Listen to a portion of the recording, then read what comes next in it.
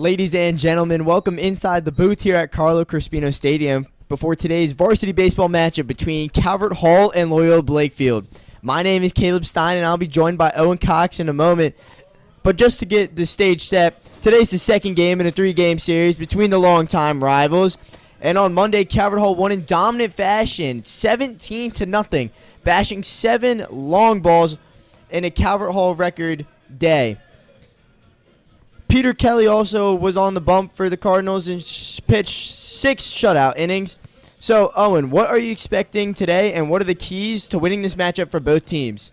Well, yeah, Caleb, I'm happy to be here in my first game on the mic this season. I'm excited to be here in the booth with you, but it's not going to be the slugfest that it was on Monday. It's not going to be that electric, even though I wish it would be. But 17-0, that's not realistic here. The wind's playing a factor out in the outfield.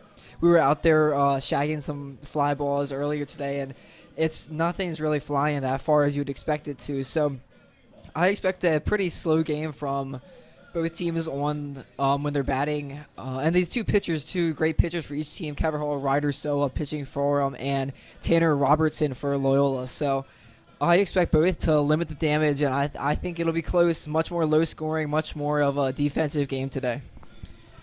The starting lineup for Loyola is the shortstop, Colby Schilling, leads off, and then the second baseman, Gavin Pope. The third baseman, Derek Cease, is batting fourth, and then the catcher, Ryan Clary, doing the cleanup.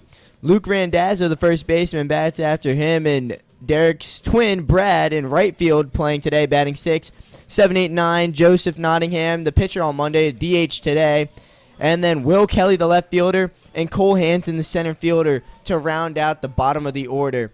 The defense for the Cardinals in left to right from the outfield is the sophomore Drew Kittleberger in left, senior Caden Barmer, and senior Will Hack in center and right. And then on the infield, you have Tom Spilarski over at the hot corner, Travis Pites and Jake Lindsay, your double play combination, and the senior Evan Stevers over at first base.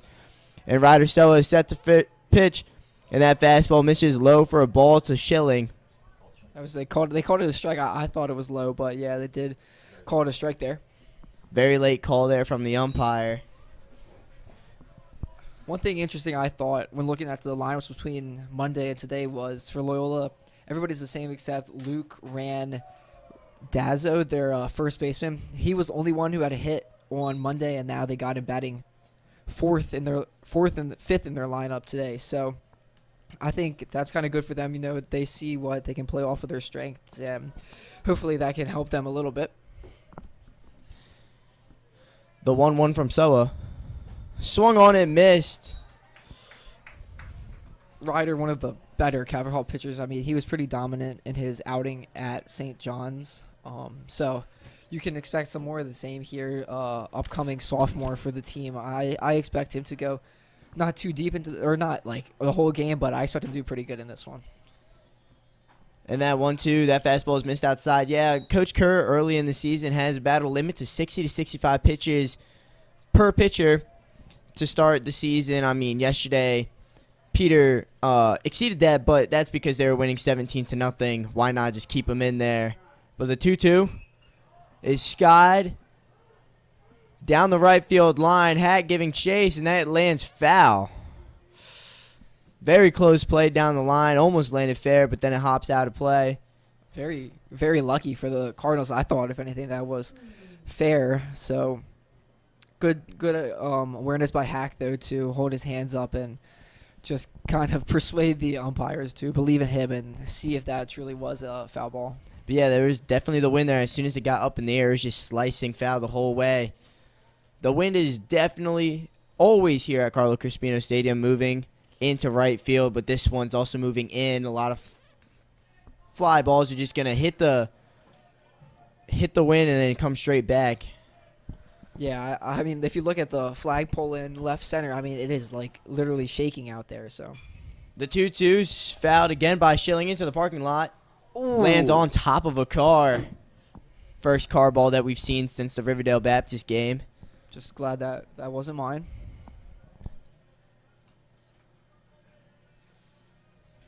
Good at bat here, though, by Schilling. I mean, anytime you can put up a 6 or 7 pitch AB as the leadoff batter, that's what you want to do. And this one fouled again into the parking lot by Schilling. So he'll see another one, and Ryder Soa is having a little bit of trouble retiring the shortstop. Yeah. I mean, every pitch you make them throw and that you let your teammates on the bench get a look at, that's one step closer you are to having a productive and good game. So great at bat here by Schilling. The 2-2 again from Soa. That fastball is high. Count runs full.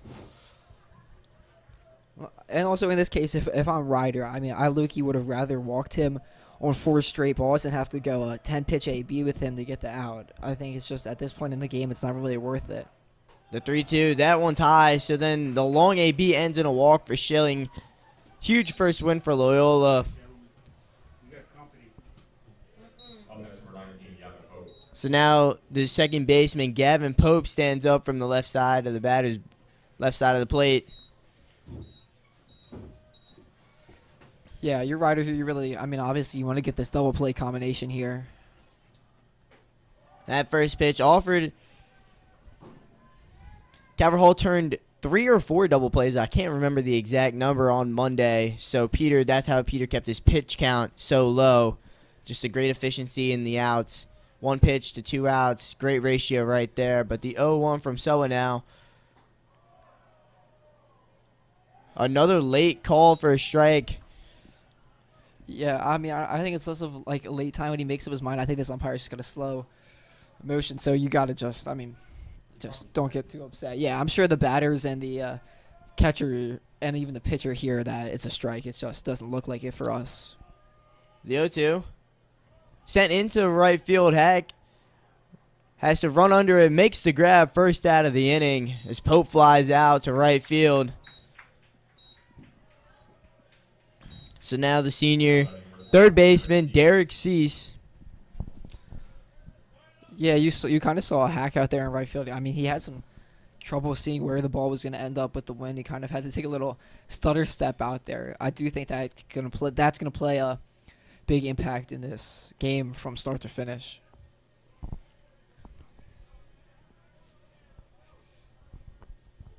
Still looking for the double play here. Yeah, Peter Bayshore was great at getting them on Monday, like you said, Caleb. And that slider cut on and missed from Soa.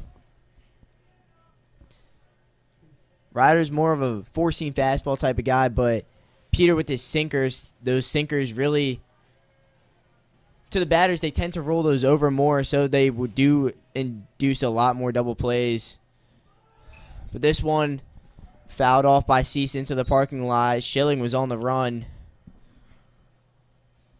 Yeah, I think if you're Loyola also, I mean, you had 1 hit on Monday. You got to try to get something productive working offensively for you. So get them moving, get them running on the base paths. When you get those base runners, I think that's a good idea to get some runs across the board, find a way to manufacture some runs when you're not going to be hitting home runs. And, again, I don't think many home runs are going to be hit today, unlike Monday. The 0-2 is lined into right field for a base hit. Schilling's going to hold up at second. So that's a 1-out single for Derek Cease. Yeah, great piece of hitting. I mean, on the outside part of the plate, he just stuck with it, poked it to right field. Nice line drive over Jake Lindsay's head. And Loyola's got something cooking early here with 1 out in the first. So now the catcher, Ryan Clary, stands in against Soa.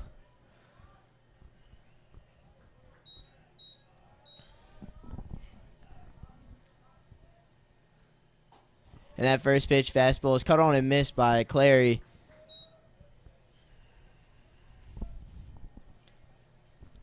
In the Monday game alone, Peter Bayshore allowed only 1 hit and only 2 walks. Loyola only had 3 base runners all game, and here in the top of the first, they already have 2. The 0-1 cut on and missed. That looked like a good slider there from Ryder. Just got him to wave right through it. Seems like he's been throwing that a decent amount today. I know we don't have that written down here that he throws a slider, but I mean, to me, that really did look like one. Might have been a curveball that doesn't have much vertical movement, but still. The 0-2, though, is skied again into right field. Hack giving chase again, but he's going to go over the fence and foul territory, of course.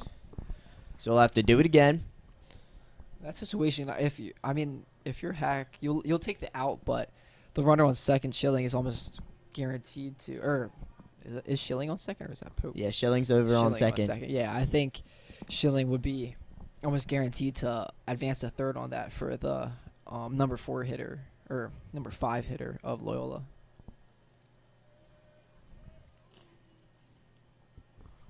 Umpire made a quick joke over to Clary. And now we're set again. It's 0-2. Soa delivers. And he drops a curveball for strike 3. First strikeout of the game for Ryder Soa. Second out of the inning for Coward Hall. And Luke Randazzo, the lone hitter that got a hit on Monday's game with a double, stands up now. Still 2 runners on at first and second, 2 outs. Yeah, great pitch by Ryder. I mean, he kind of just dropped it in the bucket. I don't think that's what the batter was looking for. Maybe was expecting something fast, not off speed, and good pitch there just to get him looking. And that one's foul tipped into the mid of Wolf, so strike 1 swinging on Randazzo. Yeah, Loyola. I mean, Ryder's throwing strikes, but Loyola definitely appears to be pretty aggressive here early on. Definitely putting bat on the ball. I mean, there was that strikeout lucky, but other than that, there's been a lot of foul balls, a lot of hard contact. And that one again called for a strike at the knees. Good fastball there from Soa. His fastball is going to normally sit around 87 to 88 miles per hour. He's topped 89 a couple times in this season against St. John's. He's still looking later in the season, hopefully, to get that up to 90. Yeah, I mean, I think he'll get there. Again, he's a sophomore, so. But the 0-2 runners are going. And it's a double steal for Loyola. As that pitch was inside. Wolf really had no chance as he caught it behind Randazzo. No chance to throw out the runners, Schilling and Cease. Yeah. So now 2 runners in scoring position. Still only, I mean, there's still 2 outs in the inning, but a little bit more of a threat now for Loyola. But the 1-2 from Soa. Cut on and missed. Clean in the glove by Wolf. So Soa escapes the mini jam. 2 strikeouts in the inning. Loyola leaves them stranded. Scores 0-0 as we head to the bottom of the first.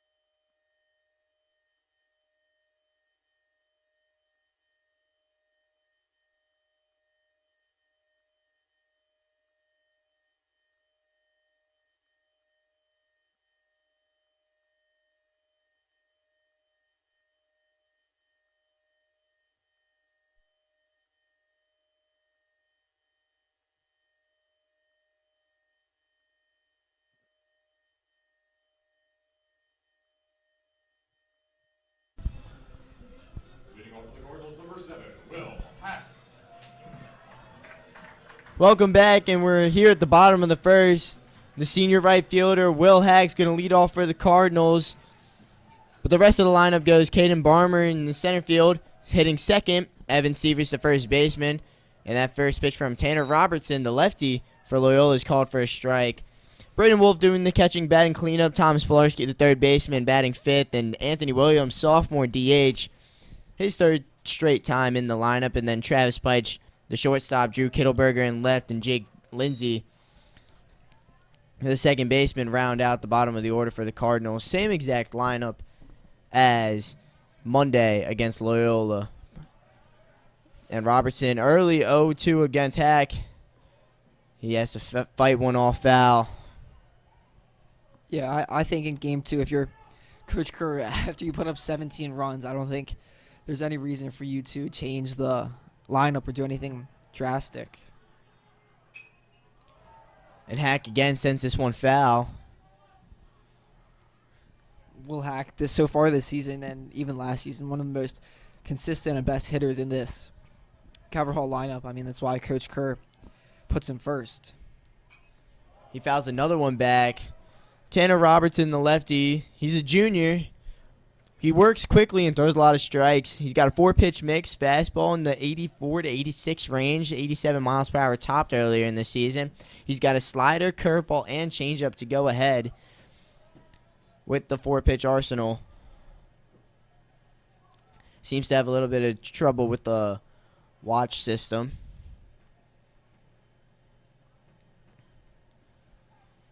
Yeah, he seems pretty confused. Hack still down 0-2. This one's lined up the middle for a base hit. So Will Hack starts his day off with a single. He's got a nice little hitting streak going. It feels like every time I watch Will Hack taking that bat, it's just he just finds a way to hit a line drive somewhere on the field.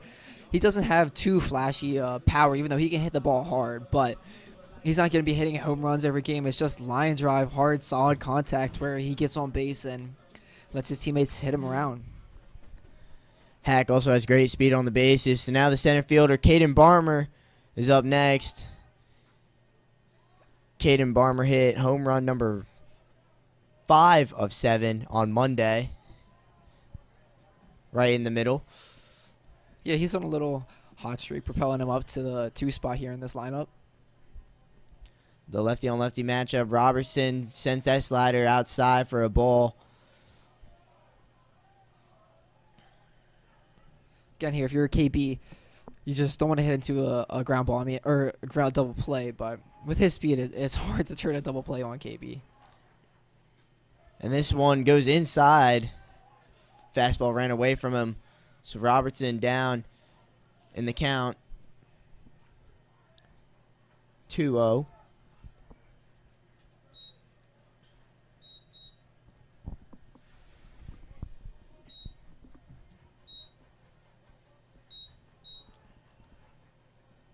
Hack still standing over at first. Robertson deals. And Barmer chops this one foul up the first base side. With the lefty pitcher, you don't expect the Cardinals to steal that much in this game. Coach Kerr loves the hit and runs, running hits situations, just to try and advance the runners as best as possible. But lefty pitcher is going to be a little bit harder to do that. The 2-1, that slider's outside. So it's 3-1 on KB. He's a relatively patient hitter up at the plate, so he won't be chasing a lot. Yeah, I mean, you want to be patient here. You got your leadoff guy on. No need to do anything too crazy. You don't need too many runs or any runs at this point in the game. So, and that one is spiked into the turf. So Barmer with the walk to go along with Hack's leadoff single. So now we have the first baseman, Evan Stevers, heading up. Yeah, Stevers kind of propelled himself into this lineup relatively recently. I think it was when Nico DeFelice was out with illness. The first pitch Stevers sees is low for a ball. Stevers better known for his defense, but his bat, he can get hot. Yeah, I mean, they transitioned him over to first base as well. He usually is a catcher. That's what he tried out for the team as. So moving him over to first has been a little bit of a learning curve for him, but Coach Kerr likes his bat, put him in the 3-hole, and I mean, if you can hit, they'll find a spot for you on the field. So he's learning over there first, had some good picks on Monday, and he's been doing pretty good over there. And there's a strike on the outside corner to Stevers.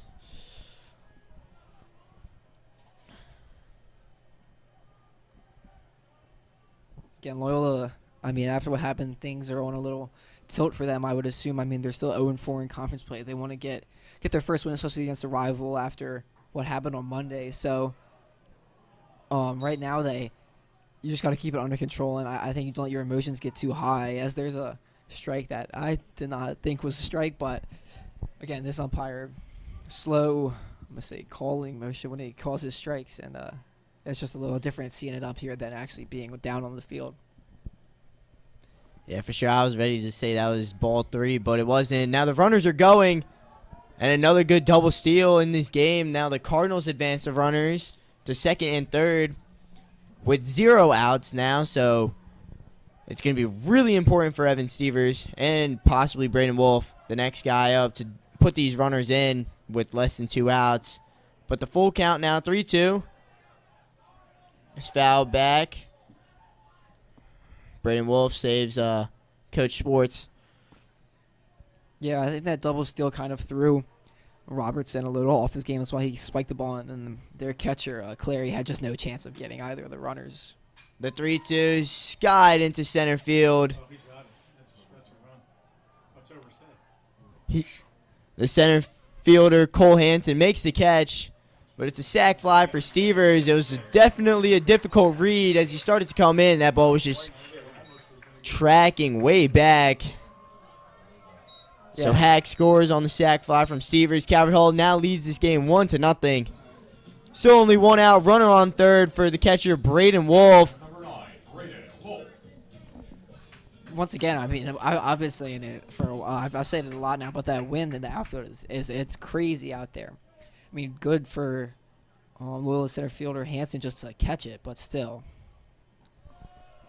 Wolf hit home run number 4 of 7 in the game. Yeah, Wolf had a great game yesterday. 2 for 4, 4 RBIs. He scored a run. I mean, and when you can have a day like that, you're feeling great about yourself when you come home. And that pitch from Robertson spiked, so Wolf ahead early, 2-0. Wolf early in the season has had a great job barreling up these balls. He's got lots of extra base hits on the season. He's just really found his stride in his swing, and the 2-0 from Robertson is hit into right field. And this time the catch is made in foul territory, but it's going to be another sac fly for the Cardinals. So the Cardinals now take a 2-run lead as the sac fly from Braden Wolf gets the job done. Yeah, I mean, that was a great catch in right field from Brad Cease. Yeah, I mean, that was very impressive with the wind pulling him to his right to the foul line. But great job by Braden Wolf just to hit a fly ball, get some hard contact. Thomas Pilarski, the third baseman, swings and misses at that slider from Robertson.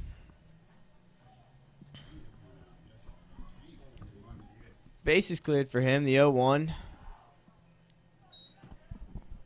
Spiked again.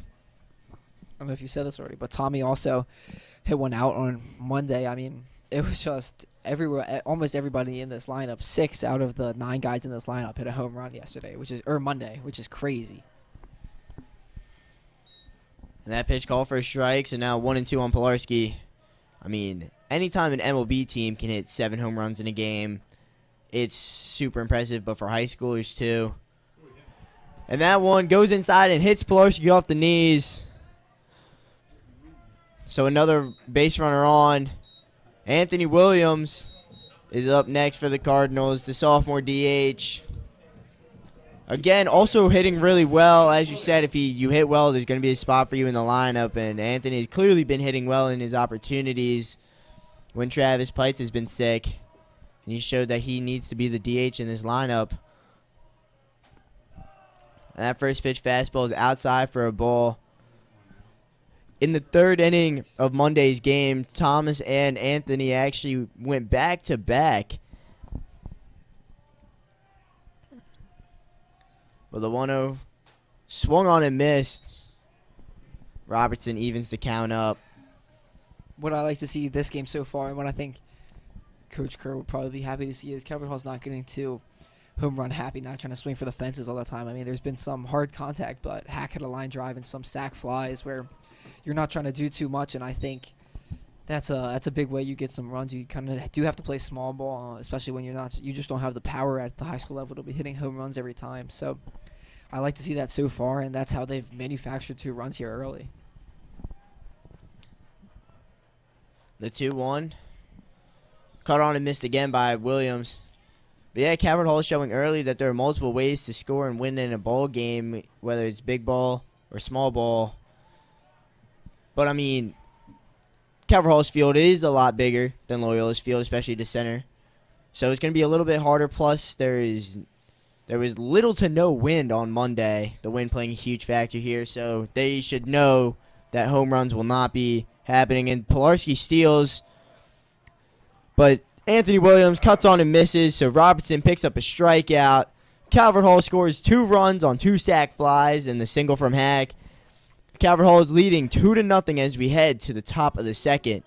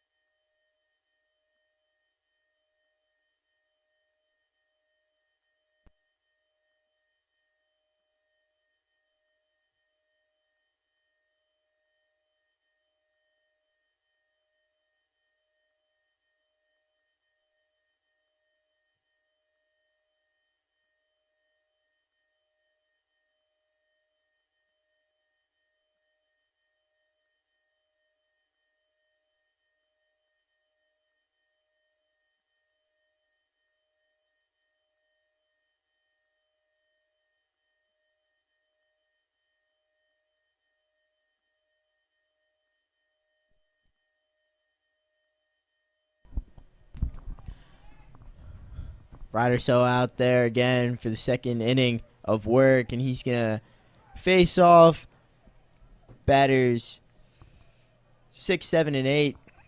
Brad Cease leads off, the right fielder. First pitch, fastball. Misses high.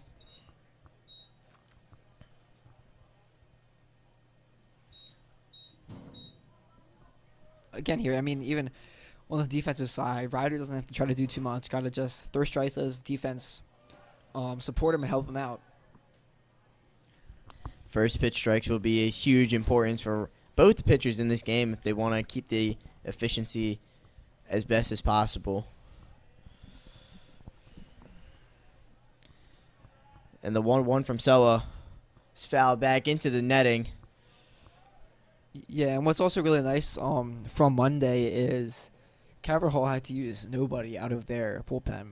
So because Peter Bayshore went all 6 innings, no other arms had to be used. Loyola had to use 2 other pitchers out of the pen. So Calvert Hall is that going for them. They just have more people at their disposal to throw today. And the 1-2, that slider off the outside part of the plate, called strike 3. So his third strikeout of the game on Loyola. So now Joseph Nottingham is up next, the designated hitter for Loyola. Yeah, pitcher on Monday committed to play SEC ball at Georgia.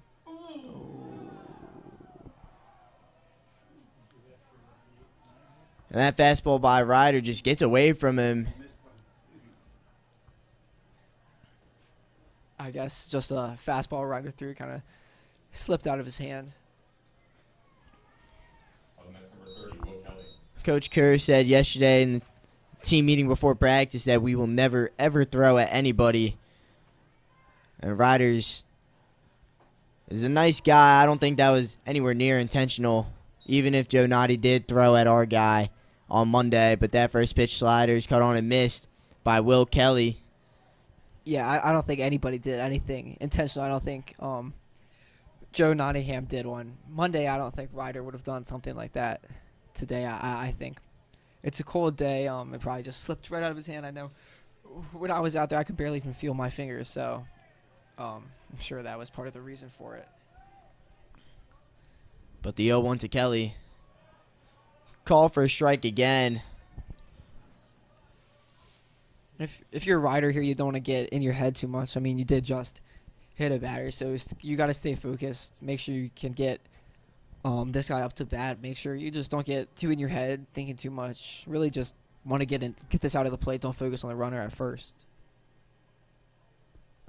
And the 0-2. Just a little high. Call for a ball. Yeah, that's a good pitch. That's what you want to throw 0-2. Something that looks good. Looks like it's in the zone, but it's a little harder to hit. Not just, obviously, a fastball right down the middle, but good spot there by Ryder. Just didn't get the call he wanted. I don't blame the umpire for not giving it to him. But the 1-2 now, skied up. Wolf is not going to have a play as it lands on top of the grandstand. Yeah, good effort there by Braden Wolf. I mean, wasn't able to get it, but one thing I do like about him, you see it at the practices and at the games, is he's one of the ones on the team who just cares the most. It seems like, shows it at least, and has the most like energy and spirit for baseball, and you love to see, especially out of your catcher, who's one of the leaders of your team. And that fastball is high again, so the count evens up at 2-2. Again, here's what I'm saying. Ryder might be in his head a little bit. I mean, 2-2 is fine, but if he starts walking people, that can get ugly fast for him here, so he's got to stay composed. To throw over, not in time. Yeah.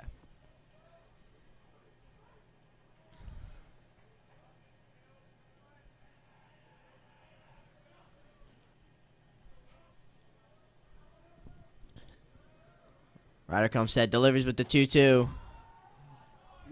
That fastball just outside, it appears. Yeah, Ryder's hovering right around the zone, just not getting some of the calls he wishes he would. And I think it's good. He's showing that he is controlling his pitches. He's just not exactly where he wants them. Will Kelly has to just be guessing. And this one, emergency act foul. Got under the netting into the stands. Yeah, luckily nobody hit by that. That's kind of scary when it gets through that very small gap at the top of the netting, but no harm done. Just hit the stands. 3-2. Called strike 3, bottom of the zone. Ryder solo with his 4th strikeout of the day. Another one looking. Will Kelly is retired. 2 outs in the inning. Cole Hansen, the center fielder, is up next. Yeah, great job there by Ryder. 3-2. Get the K. Get it to 2 outs here and now. One more out, and runner on first doesn't really matter. That pitch swung on and missed. Way late by Hansen. Yeah, Ryder already 4 strikeouts. I mean, of his 5 outs, 4 of them are strikeouts so far in this game, which is really impressive. I mean, it shows that Loyola is not really able to get the bat on the ball and put it in play as much as they want to. They've had a decent amount of foul balls here and there, but not any solid contact in fair territory, which is great and what you want to see from Ryder. Now he's got a 2-strike count here, hoping for the punch out on Cole Hansen. And the 0-2, he's cut on and missed. Ryder strikes out the side. And Nottingham is left stranded over at first. No hits and no runs for the Dons in that inning as we head to the bottom of the second. Score, Calvert Hall still leads 2-0.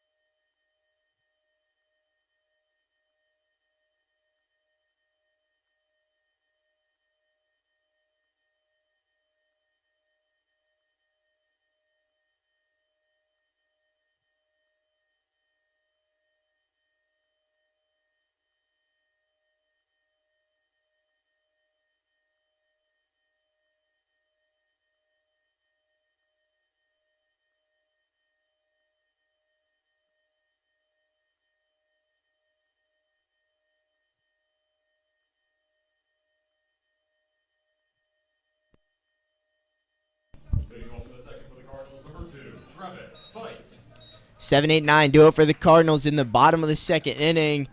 The shortstop, Travis Pites, starts off against Robertson. First pitch he sees fouls back into the bricks.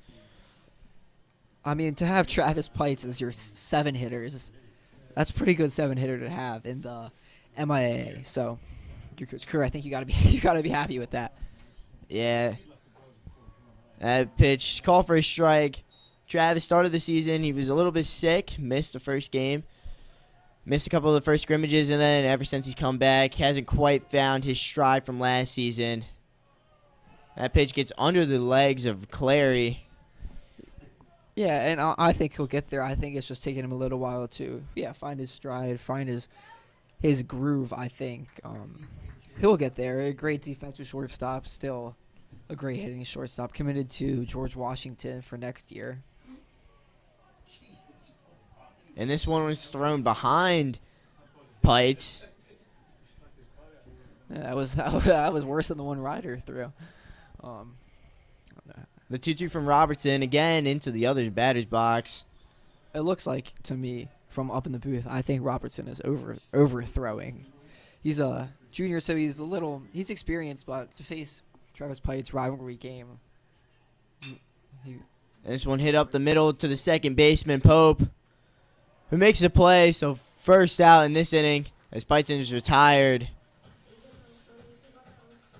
But as you're saying about Robertson's delivery, it just looks like he doesn't have great tempo. He just gets up there and pitches, not giving his arm a true reset. Yeah, and again, I said it earlier, Loyola's 0-4 in MIA conference play. So you don't want to get that number to 0-6. They played Spalding their first series.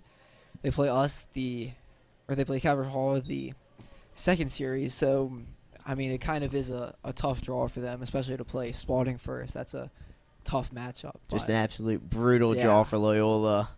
And this one yanked behind Lindsay again. Robertson looking super wild in this half inning.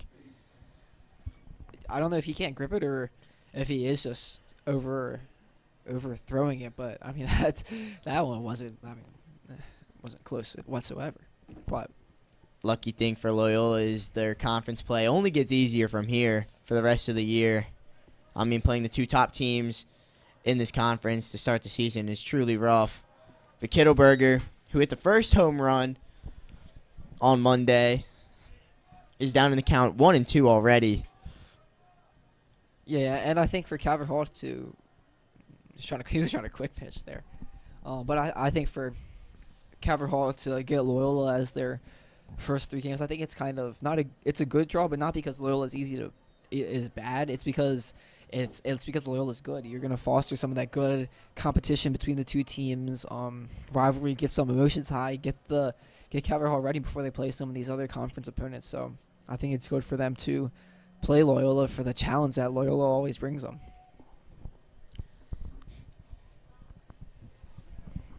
Kittleberger fouled the last pitch off, and Robertson already ready. And this one hit on the ground. And Schilling throws a little offline. The first baseman, Randazzo, came off the bag, so Drew Kittleberger is on. Yeah, just an error there. The shortstop Schilling, it seemed like when he didn't really field it cleanly right when he wanted to, and then he kind of rushed his throw and just pulled the first baseman off the bag. So, nice break there for Kittleberger. So now the sophomore, Jake Lindsay, the second baseman, he comes up and he hits one straight to the second baseman again. This time, Gavin Pope makes the play. So 2 outs, advances the runner Kittleberger. No chance for a double play there. No. But now there's a runner on second for Will Hack. No, good piece of hitting there by Lindsay. I mean, good play there by Pope, though. Just he almost just sucked it in and just got to go over there to first pretty quick.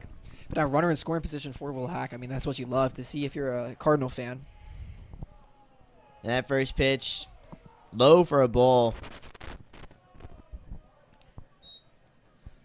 Hack, after fouling off 3 straight pitches, sent one up the middle for a single. the only hit the Cardinals have in this game. And that one low again. Robertson looking really wild early. You hope to see him just settle down, maybe just a little, so he doesn't hurt himself, as he's overexerting every single pitch, it seems. If I'm Hack here, I mean 2-0 hitters count. I'm looking for a fastball in the zone that I can use to bring Kittleberger in. I think that's what Hack should be looking for. Give himself almost the green light.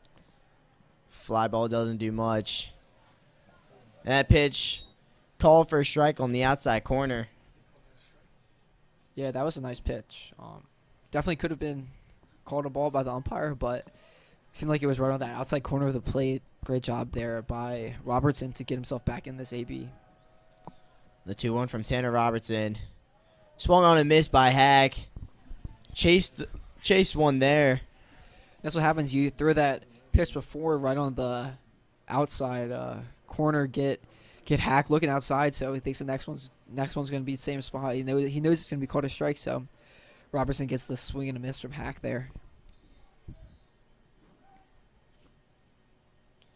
But the 2-2 is low again. Great block there by the catcher Ryan Clary. Keeps Drew over at second. The count runs full. Yeah, and if you're Robertson, there's no need to throw Hack anything right in his wheelhouse. Worst case, you walk in, first base is open. There's no harm in that. And the walk does occur, so Hack goes down to first. And now Caden Barmer, the center fielder, it stands up next for the Cardinals. He's still looking to do some more damage. Extend the Cardinals' lead.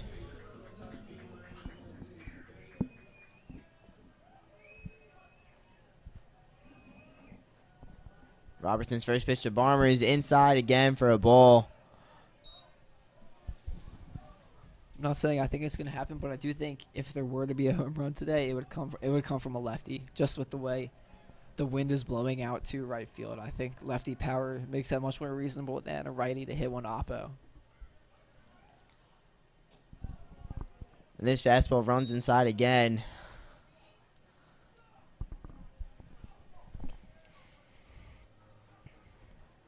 Robertson has already thrown 50 pitches this game, which is a lot in 2 innings, not even 2 innings.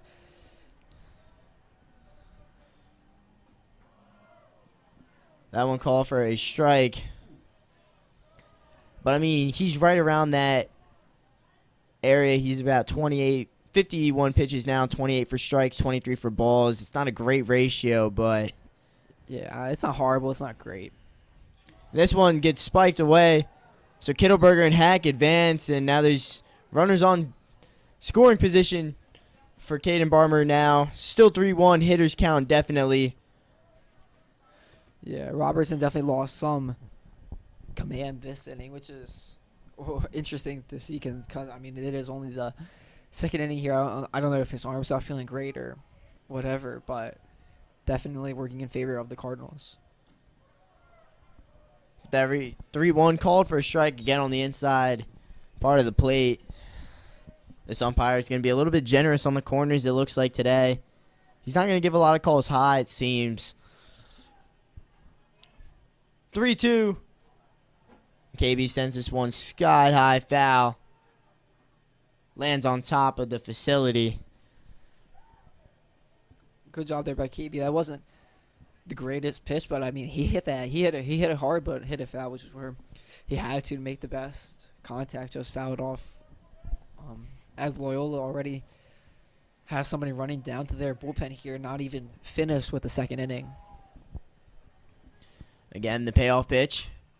Chopped to the second baseman, Pope, who makes the play, beats out the speedy Barmer. So the Cardinals do no damage in that inning. They're still leading 2-0, excuse me, as we head to the top of the third. And Owen and I now are going to welcome the cameraman for today, Nolan Early, to the microphone for a quick second. Nolan, how do you think that the Cardinals are performing so far in this game?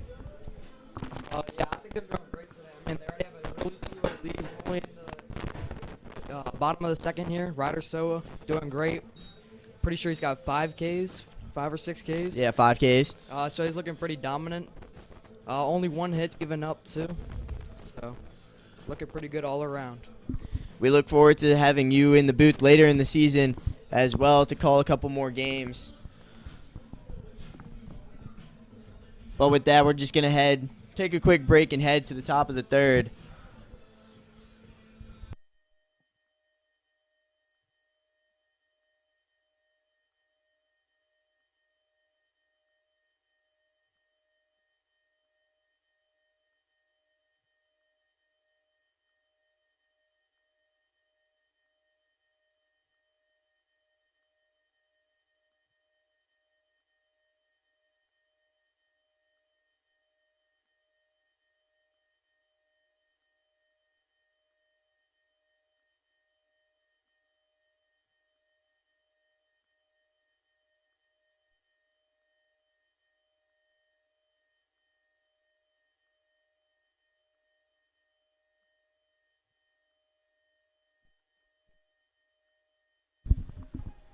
We come back to Loyola half of this third inning.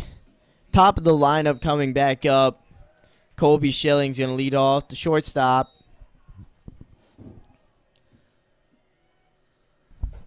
That first pitch from Soa is high for a ball. Yeah, and now everybody in the Loyola lineup has had their own look at Soa in the box. So now maybe they're gonna try to get some more hits going here. And that pitch called for a strike. Schilling his first at bat had a nice 7 or 8 pitch walk.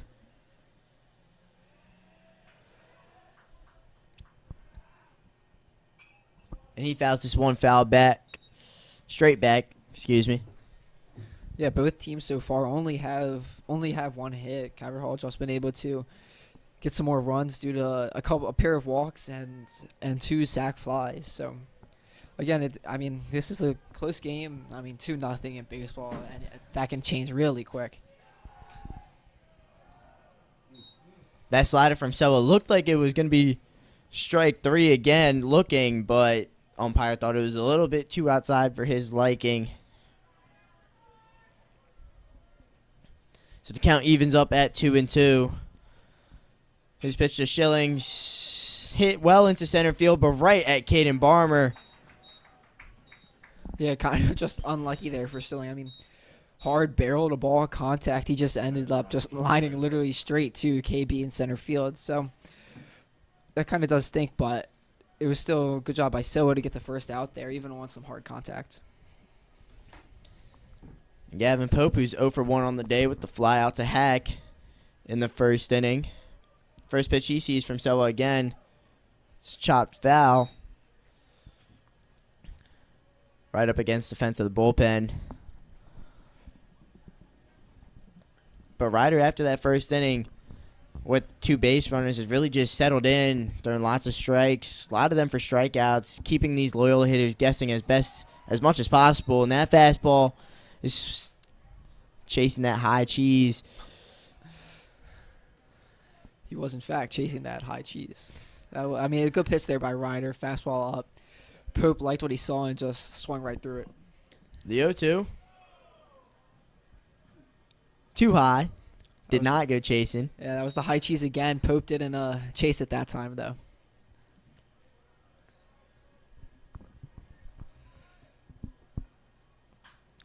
And he sends this one into right field again. Hack's under it easier this time. And now Pope is retired for the second time in this game, courtesy of Will Hack. So Ryder Soa working through this top half of the third rather quickly. Yeah, and we're in the booth, so we can't see it like if we were on the field, but Ryder seems like he's just going about it with a certain type of confidence that you don't really see out of a sophomore pitching against a team's arch rival in a home game. So I think that's very impressive to see from Ryder. And that pitch to Derek Cease, call for a strike. Derek, the lone Loyola hit in this lineup so far. But last year against Loyola, Ryder came in, pitched super well through 5 innings, and then Loyola ended up walking off Calvert Hall. So that obviously left a sour taste in their mouths after that game. And Cease goes chasing again. Yeah, Ryder's been really productive with that high fastball here. But top of the third. I mean, if they're gonna chase it, keep throwing it. And Cease goes fishing. So Ryder works through the top of the third super quickly. 1, 2, 3, retired. No runs, no hits for Loyola that inning, and Calvert Hall is still leading 2-0.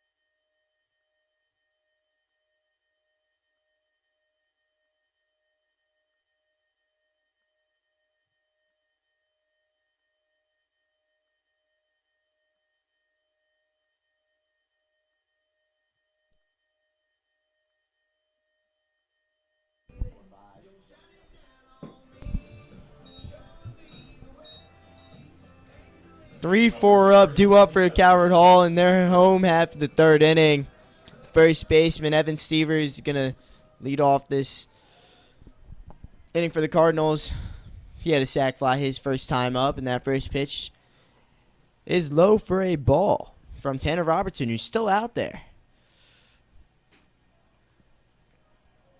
Another pitch, low for a ball there. I mean, Robertson's approaching 60 pitches, and he's through just 2 innings and 2 pitches in the third. Yeah, it really wouldn't surprise me if this is his last inning out there. And he count quickly runs to 3-0. Yeah, he hasn't even. I mean, we already saw activity. There is somebody still in the Loyola bullpen. So even with that strike there, I assume this is going to be the end of the line soon here for Robertson. Yeah, the 3-1 to Stevers. Foul back. I mean, he's ready to pitch before I can even, process what just happened. His pace is not really helping him right now, especially with the pitch count. Just a little bit wild, but the 3-2 to Stevers now is chopped to third base. Derek Cease makes the play, and he throws it over the head of Randazzo, and Evan Stevers is going to be able to take second. Second error of the game from Loyola. Their second throwing error of the game, too. I mean, Steve's routine play. Stevers doesn't have the best speed, but he was still hustling down the line. So Stevers is going to take the extra 90. And that leaves another runner in scoring position for Braden Wolf, who's the last guy you want to see in this situation if you're Tanner Robertson. Yeah, Robertson isn't getting any help from his defense. Has second error of the game already in the top of the third with no outs. So really, when he's having trouble finding the zone, and then when he does and he gets ground balls that should be outs, so they're not turning into outs. It's just not giving him any favors. First pitch to Wolf. Fastball that just runs outside.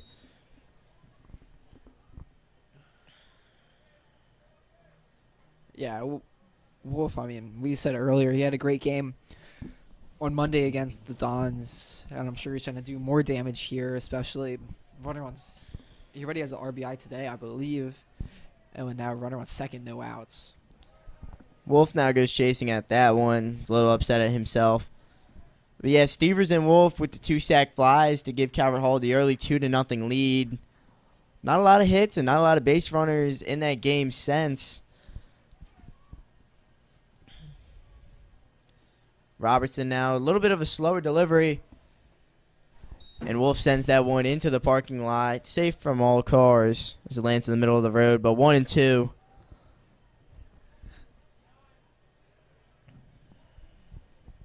Yeah, Calvert Hall had some trouble before the game on Monday getting people in or around the bases when in clutch situations. And I would consider this one of those situations. Runner on second, no outs. You have to. I mean, you almost have to get him in. Before Calvert Hall, not before, but last week it seemed like Calvert Hall wasn't doing great against that Monday. Obviously, they had one of the greatest offensive outings I've ever seen from a high school baseball team. The 2-2 to Wolf. It's hit hardly to shortstop. Schilling this time makes the play cleanly, but it does advance the runner. Job well done by Braden Wolf advancing the runner to third. And now Tommy Pilarski is going to bat now for the Cardinals. Yeah, that was good, hard, solid contact by Wolfie. Unfortunately, Schilling made a great play over there at short. I thought he had a chance to go to third with it, but Stevers was already there, so good decision just to get the out at first. But now Tommy Pilarski up to bat 1 out. Got to get this run in. And they're going to lay down a sacrifice bunt. And it's going to be successful. Robertson couldn't make the scoop play. Stevers slides in home. And more small ball done by the Cardinals as Pilarski takes first safely. 3-0 Calvert Hall now. Yeah, very risky call there by Coach Kerr. Evan Stevers on third, not the fastest guy. I mean, he's not slow by any means, but he's not the fastest guy on the team. And Tommy just got the bunt down, great bunt. Robertson tried to glove flip it, couldn't even pick up the ball in time. So, great call there by Coach Kerr as Calvert Hall takes the lead 3-0 now. Williams cuts through that slider by Robertson. I mean, Pilarski, he's the guy you want to go to in a bunt situation. So Calvert Hall just adds more small ball. And it was perfect case and best case scenario for Calvert Hall there. Now Anthony Williams, the designated hitter, down early to Robertson. And Pilarski's running there. That pitch just gets under the glove of Schilling. Williams is heading into second. He's going to get there safely.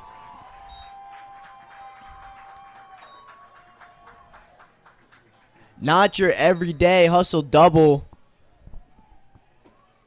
But still, runners in scoring position. 2 runners in scoring position. Less than 2 outs. Travis Pites due up for the Cardinals. Yeah, that was kind of just chaotic all around. Tommy took off from first to steal second. That caused some, it looked like a little confusion between the middle infield duo there for Loyola. And then Anthony Williams just put a charge into that ball, a hard liner. I think it went right under the legs of Colby Schilling over there at shortstop. Not an error by any means. That ball was scorched up the middle. And then now you got 2 runners in scoring position for Travis Pites. Pites takes that pitch for a strike. And then, yeah, the outfielders kind of confused how the ball really got past Schilling. And then Anthony put his head down and made it into second. Luckily, the throw was a little bit offline. But corners in as Pite sends that one into the parking lot. Just barely misses a car. Hopefully it didn't hit my car on the bounce. My car is parked far away and safe. Spites now. I'm kind of surprised Loyola still has Robertson in here. Oh, let's see how many pitches he's thrown. Yeah. Give me a second. The 1-2 from Robertson is smoked by Pites into left field. Coach Kosky sending Anthony around to score. And Calvert Hall now adds to the lead again. 2 RBI single from Travis Pites. Calvert Hall now leads 5-0. And with that, it looks like Tanner Robertson's day might be done. great piece of hitting there by Pites and great running from Williams and Pilarski. Yeah, what a swing. It's another hard line drive. Cardinal off the shortstop's head, left center.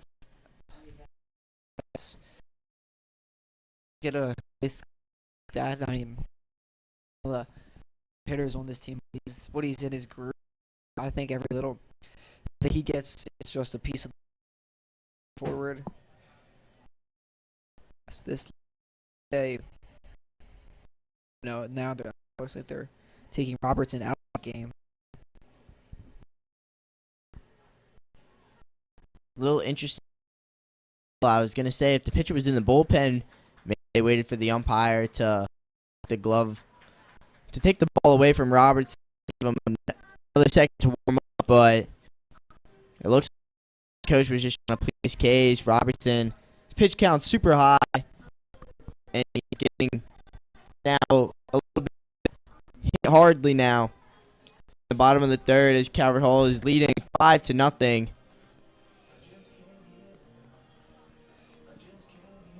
Yeah, Loyola now brought in Trent Muick. I believe that's how you would pronounce that. Looks like a tall righty. I don't know much about him, but I think at the meeting, yeah, Loyola was trying to just buy themselves time.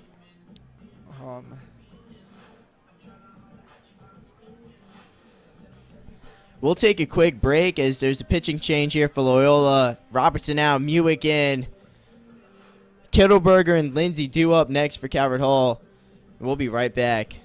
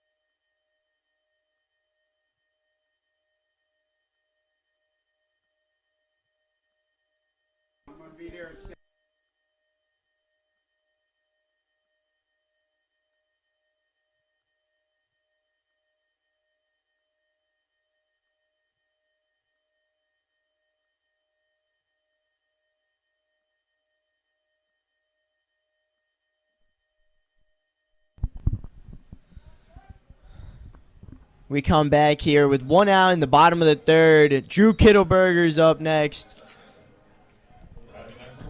Yeah, we did some research up here in the booth on Trent Muick.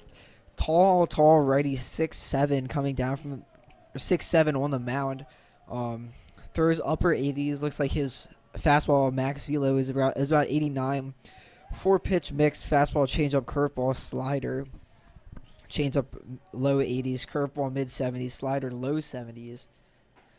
So kind of jack of all trades out there. He looked a little bit wild during warm-ups. Class of 2026 as well on the mound, so he's a junior out there for the Dons.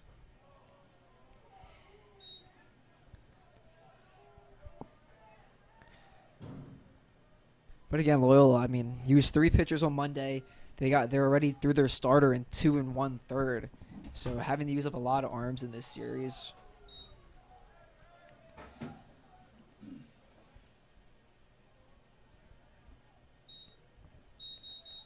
The count's 3-0 on Kittleberger,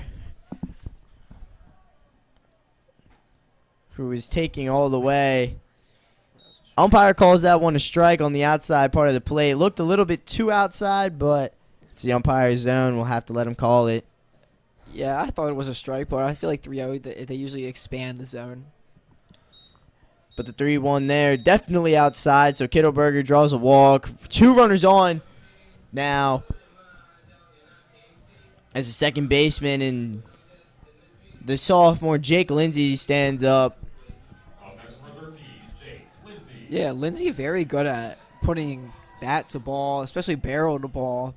Seems like sometimes he just doesn't get that lucky with where it ends up landing or where it ends up going on the field, but definitely a hard, strong hitter here. That curveball from Muick for a ball. I mean, yeah, during the Loyola game, I was talking with Lindsay, and he was just so mad after that first at bat. It was a hard liner right to the left fielder. And he's like, every time. And I'm like, it's going to come, Jake. It's going to come. This one's just skied up. Randazzo runs under it. He makes the catch up against the wall. Yeah, that was pretty impressive. To follow the ball through this wind, not only, but to know where that fence was right in that little, like, enclave over there in right field.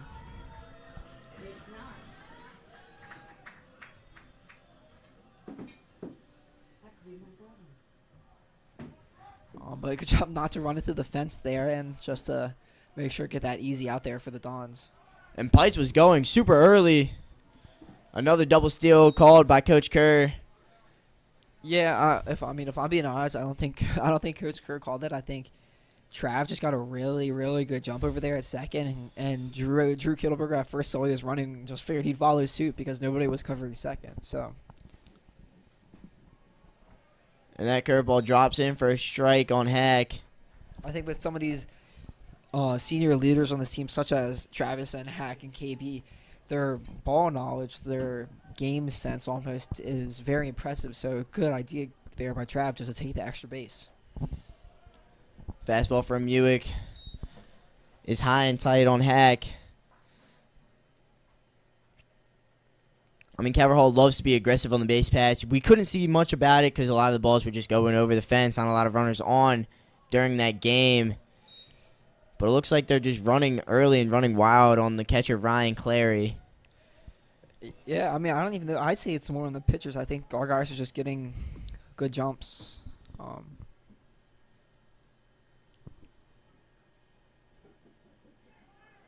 And it looks like they've intentionally walked Will Hack when the count was 3-1. Interesting decision there by the Blakefields coach. Yeah, no offense to KB, but I think that was a good decision by Loyola. You have first open, now you get the force out anywhere. And Will Hack, probably the best Calvert Hall hitter in a 3-1 count. You don't want to be giving him a fastball down the middle. It's just not a recipe for success. McCabe's aggressive at the plate, swings through that, changeup by Muick. Bases loaded, 2 outs. Calvert Hall already leading 5-0. There was a curveball there that was spiked right before the plate. Yeah, I mean, obviously anytime you have the bases loaded, but 5-0, I feel like Loyola could come back if KB can break this open a little bit more and make it more of a, I'm going to say, lopsided towards the Cardinals. Again, I'm not saying the game would be over or anything. I'm just saying KB has a chance to break this one open.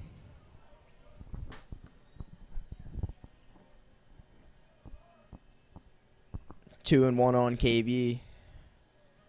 Muick hasn't really found the zone so far yet. Yeah, I think it's done a total of 2 strikes. But KB sends this one into right field.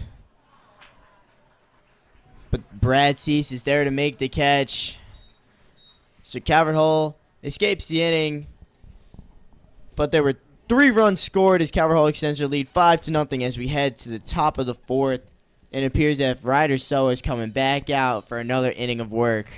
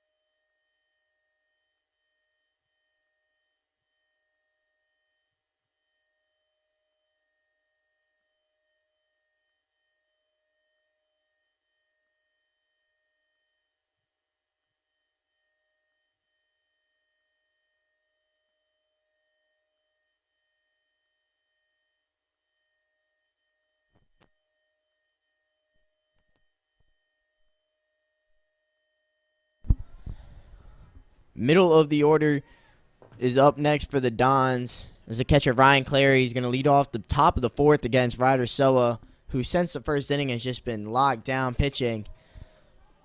At first, fastball is high for a ball, though. Yeah, so far only 49 pitches, 36 strikes. That's pretty impressive. That's a great ratio that you like to see. That pitch fouled back into the netting. 30. I believe that's 1/4. No, that's not good math. But still, he's around like 75% strikes. Come on, I thought you were supposed to be good at math, Owen. I was close. That slider from Clary's fouled off into the parking lot again. So Soa had 1-2 on the catcher. 73%. 73% strikes. I mean, that's really impressive through 3 innings here. And that fastball just yanked for a ball. I mean, yeah, for a pitcher throughout the game, around 60% strikes is where you want to be, but being at 73 to 75 is definitely a much better number. It definitely keeps the efficiency down. No, efficiency up. Yeah, I think Pitch number down. I think he just wants to stay within himself here. I mean, his pitch count is starting to get up a little higher, so don't want to, again, overthrow or do anything too drastic here. I think he's got to stay composed, stay with what he knows how to do, with what he's been doing the past 3 innings, and Coward Hall will be fine.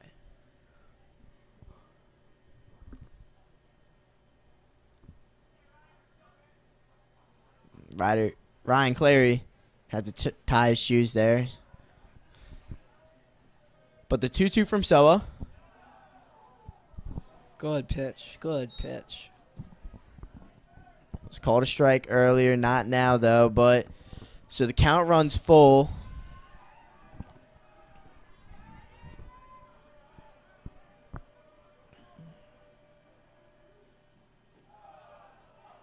That one's spiked.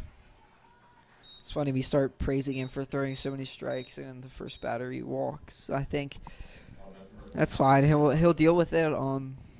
He had that one base runner early, Joe Nottingham, when he hit him with a pitch. So again, I think Ryder's just gotta stay to himself. Maybe throw a change up here, curveball, try to get a ground ball, get him to roll over.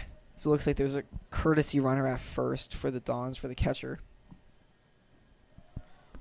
He did go curveball, but it was swung on a miss by Randazzo. Yeah, it looks like Randazzo just decided late to swing. Kind of just like flailed at it. Not sure. It looked like his mind was telling, or his body did something than what his mind was telling him to do. Another curveball. Yeah, that one just thrown in the dirt, able to be blocked by Brandon Wolf, but that's an easy, not stolen base, but easy advance for the base runner for Loyola. Vance Tyree's over at second. He's the courtesy runner for the catcher, Ryan Clary. So Tyree over at second. Randazzo 1-1. Swung on and missed again. Yeah, he's off balance. If I'm Ryder, I don't know why I would throw anything besides off speed here. Randazzo is kind of just swinging out of his shoes here, hoping to maybe give the Cardinals some payback for what happened on Monday, but really hasn't done him any favors to take that approach so far.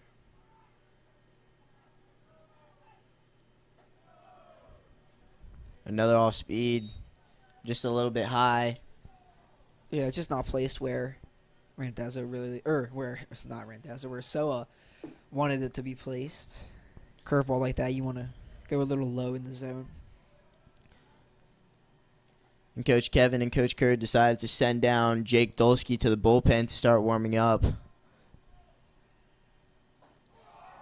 And Randazzo just puts an ugly swing there. Soa picks up his 7th strikeout of the game. Yes. Soa's doing, great so far. It's just his pitch count is getting up, and the Cardinals feel like they have guys that they can trust. And again, first series of the season, it's a long season, 3 games every week. You don't want one of your 2 best starting pitchers to have anything at all happen to his arm. So I'm sure early on here, especially with a 5-0 lead, you want to play it a little safer than extend Ryder more than you need to. So Brad Cease sends this one foul. Sounds like that one hit a car again.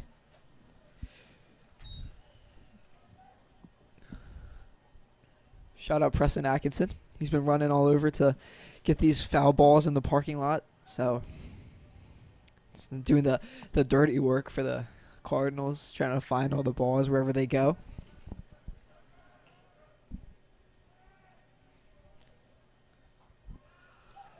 The 0-1 from Soa, that curveball just absolutely fooled Brad Cease.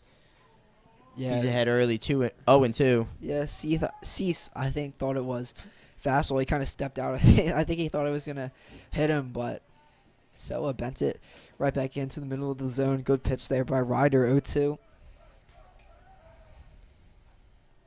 He's going to step back, just check on Vance Tyree over at second. Yeah, just wants to keep him honest over there at second, make sure he doesn't get too large of a lead or anything too egregious out there.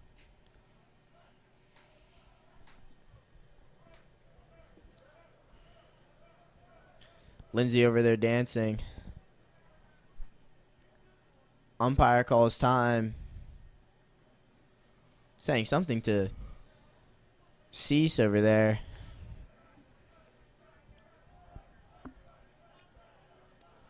Now the 0-2. Curveball that absolutely fooled him. Ryder Soa with another strikeout. Brad Cease could do absolutely nothing about that pitch.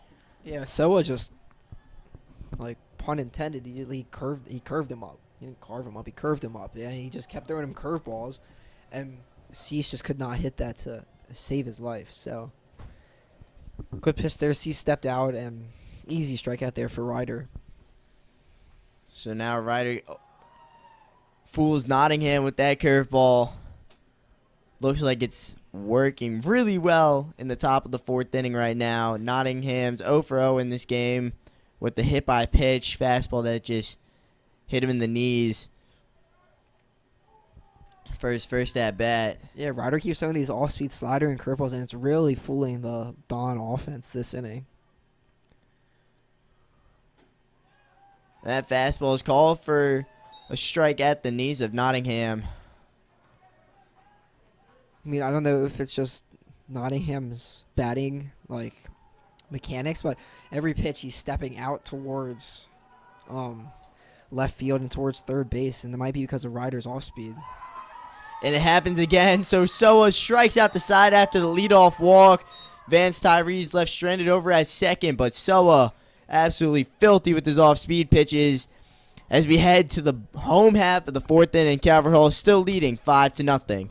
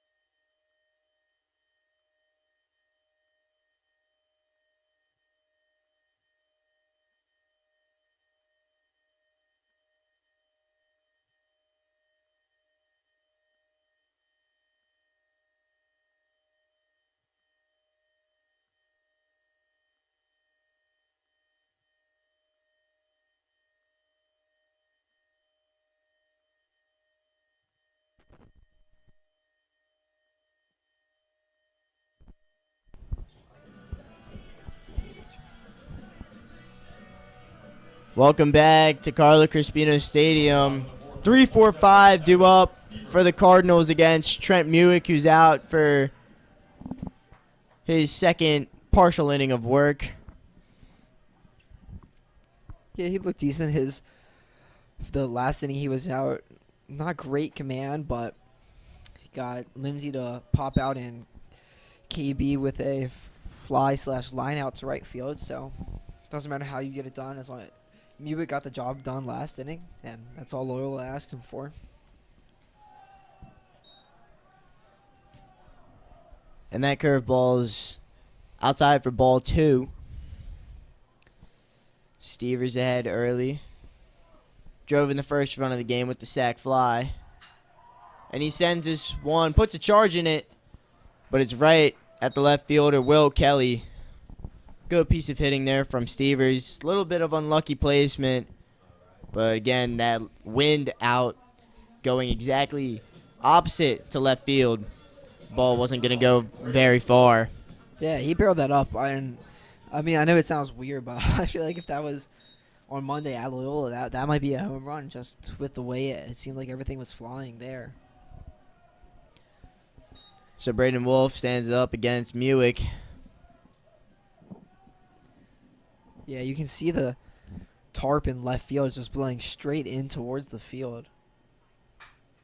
That one's rolled over. Third baseman Derek Cease able to make the play this time over to Randazzo. 2 quick outs for Trent Muick in the bottom of the 4th. So Thomas Pilarski has reached safely in both of his at-bats, a hit by pitch and the sac bunt.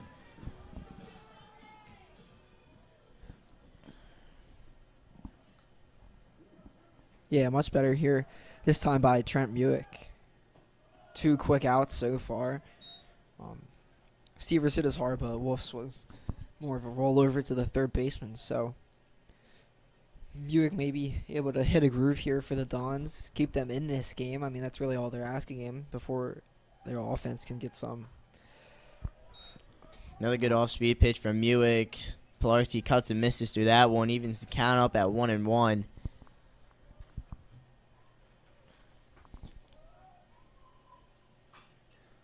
This one's foul. Off the fencing near the team's clubhouse. Yeah, I think one of the players that Coach Kerr trusts the most on this team when he needs something to get done, whether that's get a hit or do some dirty work like bunting, is Tommy.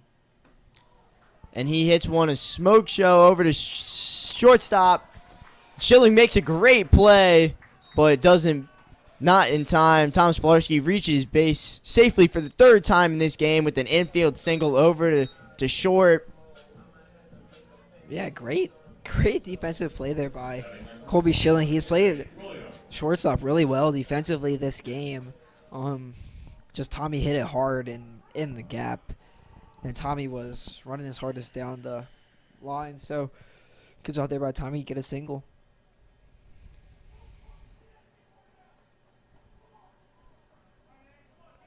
So now Anthony Williams stands up with Tommy over at first. You don't really expect him to be over at first for long. Now, definitely with the right-handed pitcher.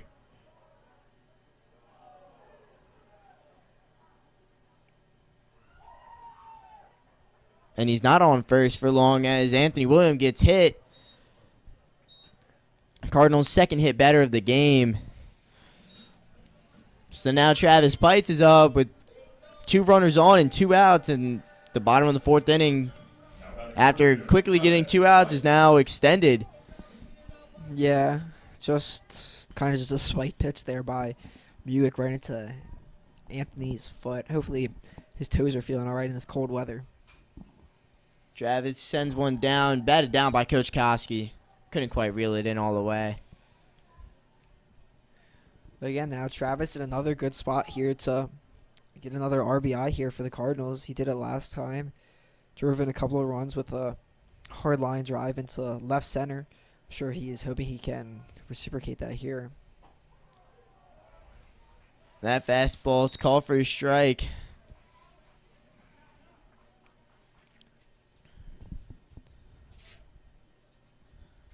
Oh, 2 here. Another situation for the Cardinals. Runners in scoring position. Don't really want to squander the opportunity. And Pite sends this one high into left field. The outfielders run into each other, but it looks like the center fielder, Cole Hansen, makes the catch after running into Will Kelly. So the Cardinals, with 1 hit in the inning and 1 hit by pitch, have no runs to show for it as we head to the top of the 5th. And we welcome back on Nolan Early. Nolan, I got a question for you this time. What do you think how do you think the rivalry component of Calvert Hall versus Loyola is going to contribute to this game, or has contributed to it so far? Yeah, I think the rivalry aspect over the last, many years definitely lights a fire in both teams. It just depends who actually wants to come out and show it on the field when it comes time. But I believe that Calvert Hall has been doing that today. 5-0 lead here in the 5th inning, and they've just been proving that they're the better team right now. Yeah, and I think also some friends are on each team that know each other, and I think it kind of just spurs on that more competition that is good competition for both teams. I think it leads them to bring out their best and to want to bring out their best. I mean, kids at school talk about, here it's the Loyola Calvert Hall baseball game. There was a big game on Monday that was talked about at Calvert Hall, and I think that really encourages both Coach Kerr's squad and the Dons to put their best foot forward and to perform to the best that they can.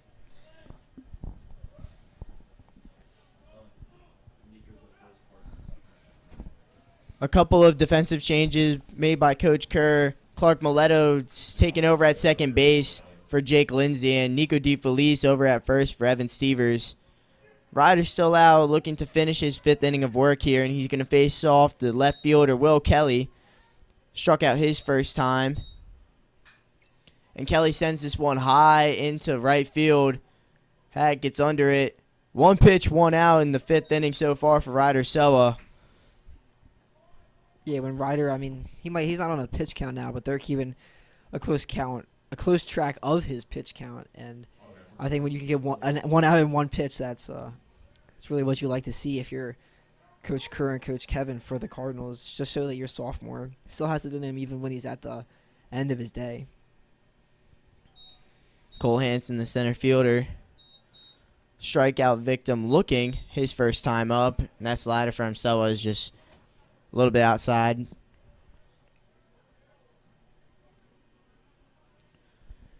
Yeah, and Coach Kerr brings in Clark Miletto and Nico on the right side of the infield. More of defensive replacements, in my opinion, if anything else. I think Nico's very solid over there at first defensively, and now you have Clark and Travis as your double play combination in the middle of the infield, and I think that's one of the best you can have if you are Coach Kerr. So I think you're happy to bring them in when you have a lead. Don't need much more hits, just want to have good defense. This one's skied up in foul territory. Again, not going to be able to. Play is not going to be able to be made by Wolf. Clark hit the 7th home run of the game against Loyola. Oh, yeah, Clark and Nico are both great hitters. Clark came in as a sub that game, too. Hit a home run, I believe, over right field. No doubt about it, too, off the bat of Clark to make the score 17 to nothing. A fastball from Soa is just a little bit away, so the count evens up at 2-2 on Hansen. Yeah, Dolsky's still in the pen for the Cardinals. I'm sure he'll be Soa's replacement when he comes out after his great outing today. And this one's skied up on the infield. Pites calls for a makes the grab. So two high pop-ups in the 5th inning for Ryder Soa's. Hansen is now retired, and now lineup card turns over to Colby Schilling. Yeah, I'm gonna be honest. I thought all 4 infielders were gonna run into each other on that one. Luckily, Travis, shortstop, took control over it and barely got it with the wind. Almost ran into Clark in the process, but good job there just to get that easy out. Now this one by Schilling rolled over to Pilarski, who makes the play. Nico showing that defensive skill over at first base, extends and makes the diving stop. Keeps his foot on the bag. Great inning of work from Ryder Soa. Go 1, 2, 3 as we head to the bottom of the fifth. Stretch time in high school baseball time. And Calvert Hall still leads 5-0.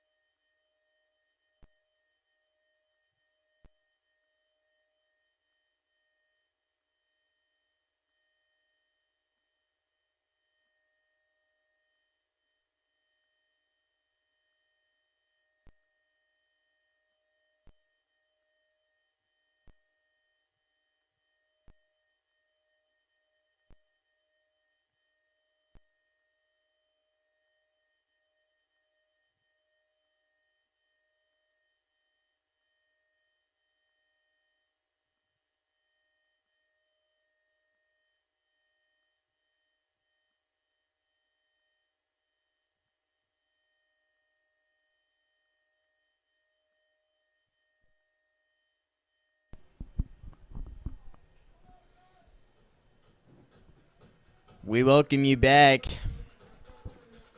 Trent Mulick out for his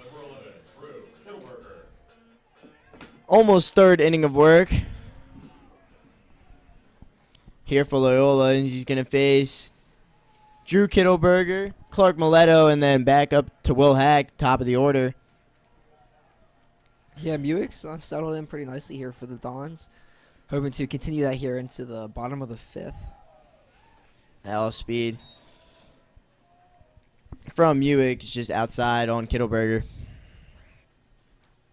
Still having some trouble locating, but still, I mean, he's getting the swings to get the outs, so that's all that matters if you're a pitcher here going up against Calvert Hall. Yeah, Muick trying to limit the damage as much as possible. Loyola definitely doesn't want to get mercy ruled for the second game in a row, as this one's rolled over to Pope. And he gets the speedy Kittleberger out, so he was hustling down the line. One out in the inning very quickly, all 3 pitches for Muick. And now he's going to face Clark Mileto for the first time in this game. Up next for the Cardinals, number 6, Clark Mileto.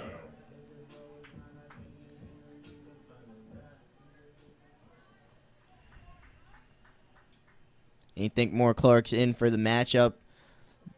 Lindsey was in for the left-handers, for the left-hand Robertson. And now Clark's in for the right-hander Muick in this game. Yeah, and I think Coach Kerr maybe sees him as like a platoon out there at second base.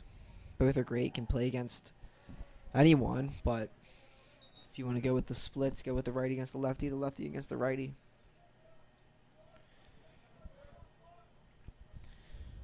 The 1-1 to Mileto. That breaking ball is spiked again. You have to think here, Loyola only has 2 more chances to hit. I know they're not hitting now, but the pressure is going to start building up for them again. They don't want to go. They don't want to start 0-5 in conference play, especially losing. If they lost this game, that would mean they lost the series to Calvert Hall, to their rivals. So, really don't want. Or for them, you would think the pressure is going to start ramping up a little bit. They're going to feel like they got to make something happen quick and soon, which they do. The 2-2 is spiked again, so the count runs full on Mileto. I mean, for Loyola, they just want to score some runs. They've been shut out in the last 11 innings of work done. And that Mileto draws the walk there. So now there's a 1-out base runner for Will Hack up next. And even not for today, say they can't get the 5 runs that they need in these next 2 innings. I still think if they could get 1 or 2, that would be really good morale-wise, and just boost their team before they play again at home on Friday against Calvert Hall. I think that really could just help them get their bats a little warm and feel a little more confident in their swings. Versus now, I mean, like you said, they haven't scored in what you said 11 innings, which is just not good for your offense. You want them to get into a rhythm, find a groove, which Loyola really hasn't found yet, and Calvert Hall is just finding theirs pretty nicely. Derek Cease and Ryan Clary had to switch their wristbands. This one from Muick just gets spiked, and Morletto's going to round second. So now it's even a more dangerous situation. Runner in scoring position. Will Hacks up to bat. Yeah, and that's where being wild can hurt you more than in more way than one. Not just walks, but Clark's already in scoring position for Will Hack.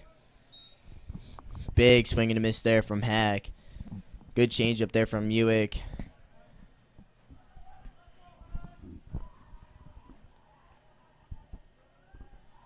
The 1-1. He's going to say he's held up his swing. Good call there from the field umpire. A little bit harder to judge when you're standing behind the pitcher's mound. Yeah, Hack so far today, 1 for 1 with 2 walks, so been on base every time he's been up to bat. Gosh. Another great play by Schilling, but it's not in time. Hack beats out the throws, so Hack again, another infield single for Calvert Hall. You got to feel for Colby Schilling making these great plays over at shortstop, but Calvert Hall's just got too much speed down the line. So Hack reaches for the 4th time in this game, and it brings up the center fielder, Caden Barmer. Yeah, Schilling has really impressed me over there at shortstop. I mean, seems like almost any ground ball just hitting his area, he's able to corral it. I mean, even if he doesn't get the out like there, it's still really impressive to even make that play. And Hack's going to steal. No doubt about it. Yeah, once again, there's runners in scoring position for KB. It seems like that's a theme of this game so far. I mean, it's what you would expect out of your 2-hitter. You expect your 1-hitter to get on and get ready for the 2-hitter to hit him in.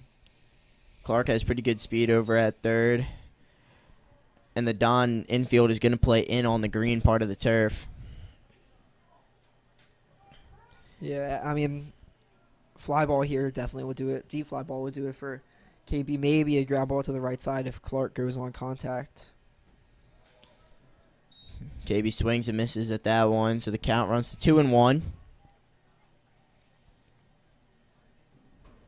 And Hack on second. That's fast run on a second base hit will probably score Hack. Good block there by Clary to keep the runners where they are.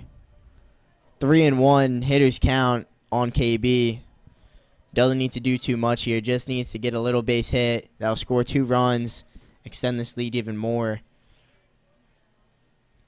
And the 3-1 from Muick. Cut on and missed again by KB. Just getting a little bit confused by these changeups, it appears. Interesting from other MIA action. Peter Kelly's up here with us in the booth, and he just showed me Archbishop Curley just beat Archbishop Spalding 5-3 in their baseball game today.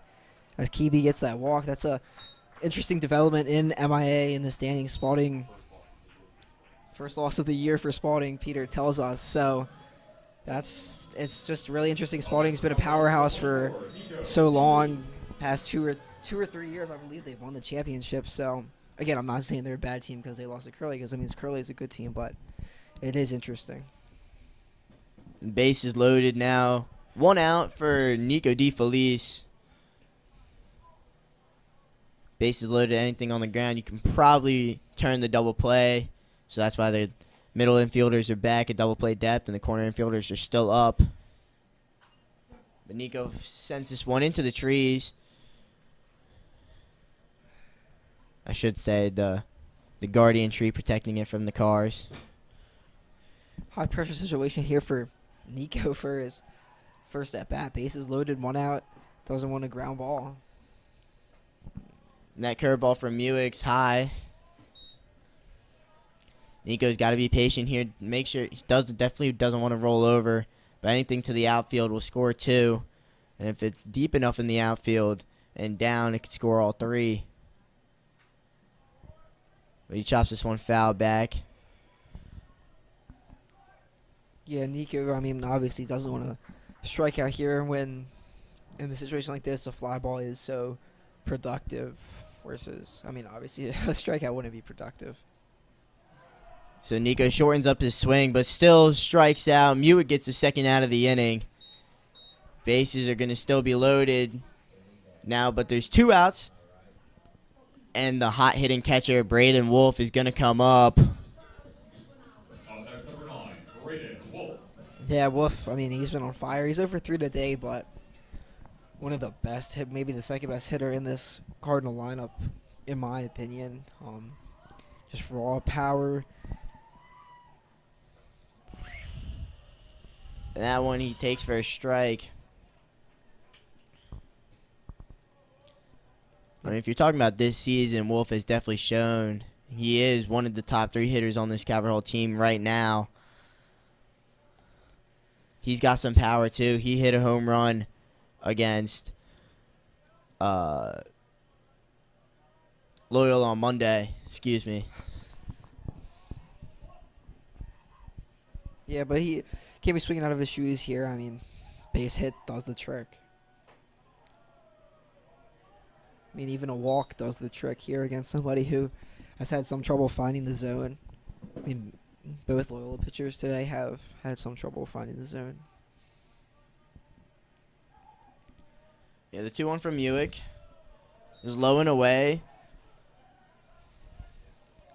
So now Mewick definitely doesn't want to give a bases loaded walk, but he's got to be careful in the pitch he selects to Wolf right now.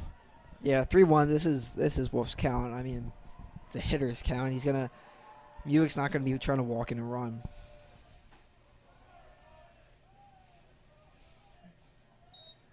There was the strike. Fastball at the knees. 3-2, 2 outs. They should be running.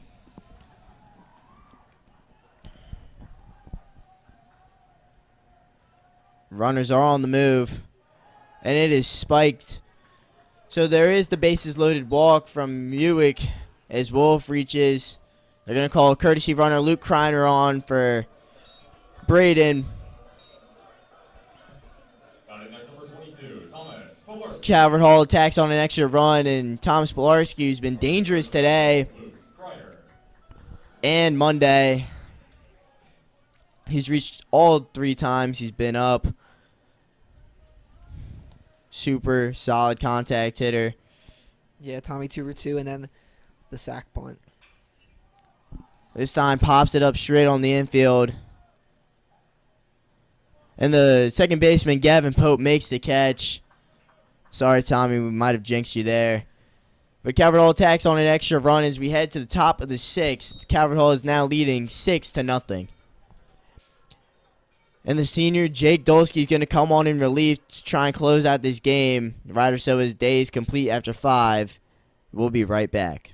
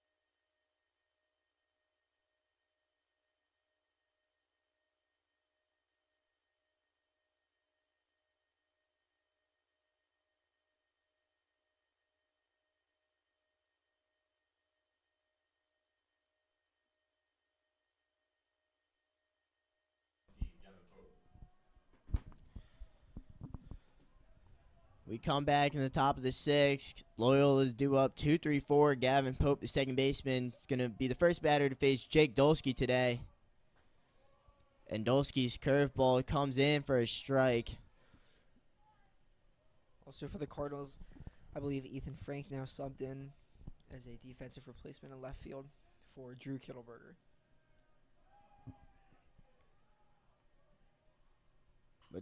Dolsky's pitch to Pope. It's just popped up straight to Travis. Pites makes the catch. 1 out in the top of the sixth. Up next, number 24, Derek Cease.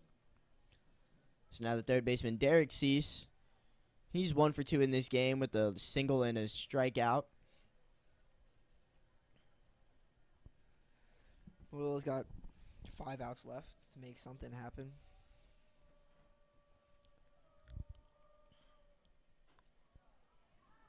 That slider from Dolsky's called for a strike.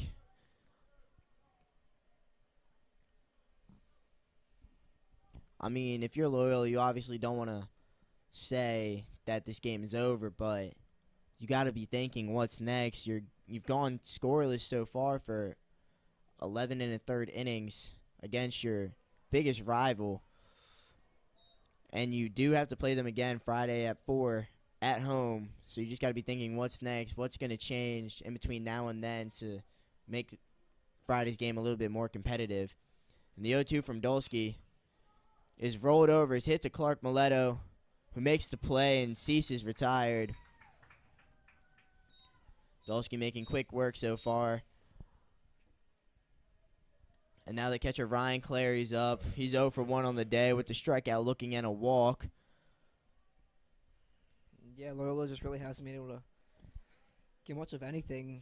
Offensively, they have 1 hit so far through 5 2/3. There's the second hit. Infield single. Got past the diving Pilarski. Stopped by Travis before it got to the outfield.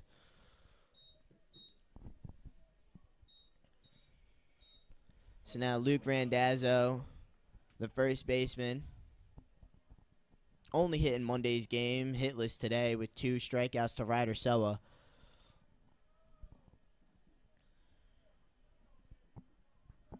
Another courtesy runner in at first for the Loyola catcher. Vance Tyree comes out again. And Randazzo just looking at that first pitch curveball from Dolsky. Yeah, Dolsky really been able to bend that pitch pretty well so far. Looks like it starts outside fastball and then just breaks right in over the heart of the plate. So it's worked a couple times so far on these recent Loyola batters. Dolsky's been pretty warm. Last pitch Thursday against DeMatha, where he had, I believe it was an inning and 2/3 of scoreless work against them. Pitch out there from Dolsky's worried about Tyree over at first, which I don't blame him. Obviously, the courtesy runner for Loyola is going to be one of their faster guys they have on their bench. So Wolf and Dolsky with the pitch out just to make sure nothing's happening over there, and if it was, to throw him out at second. Vance does not have a huge lead over at first. Randazzo with another just not sure what to do about it kind of swing. I mean, another great off-speed pitch.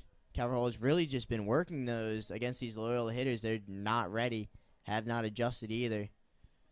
But Vance is on the run, and Wolf's throw down is in time. Great throw there from Braden Wolf, and he's fired up. Dolsky comes in, delivers the scoreless outing. Calvert Hall is leading 6-0 as we head to the bottom of the sixth.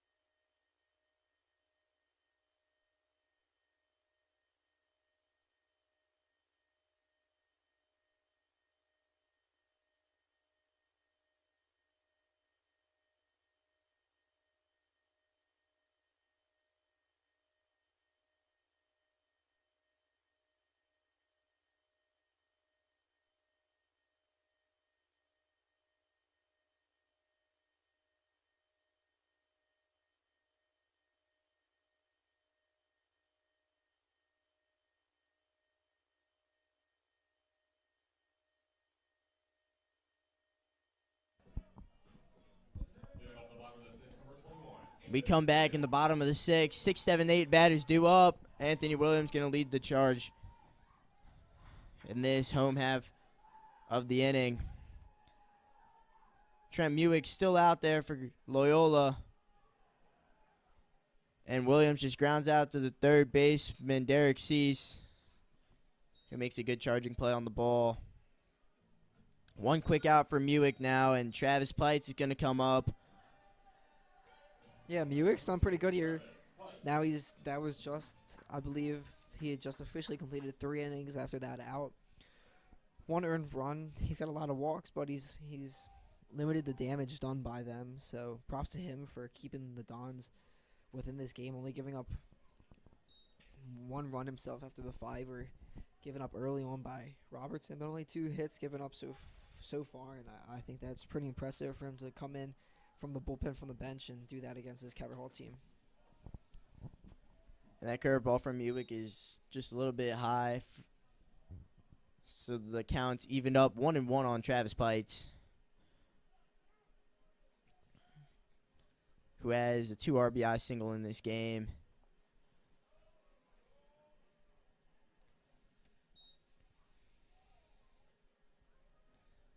Yeah, Travis 1 for 3 today. 2 RBIs, though, which is really crucial in baseball. I mean, RBIs are the most important thing you can get. So when you have somebody who can hit with runners in scoring position, hit them in, just like Travis did earlier, that's really beneficial. And he smokes that one through the 5-6 hole. So Travis with the second single of the day. And Calvert Hall has more runners on. And now Ethan Frank, the replacement left fielder for Drew Kittleberger, comes in against Muick. And it looks like he won't be facing Muick. A pitching change, and it looks like Trent Muick's day is done through 3+ innings.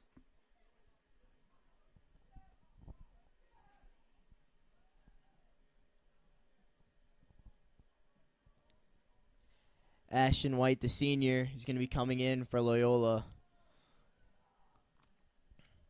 to try and finish out this game. We'll be right back.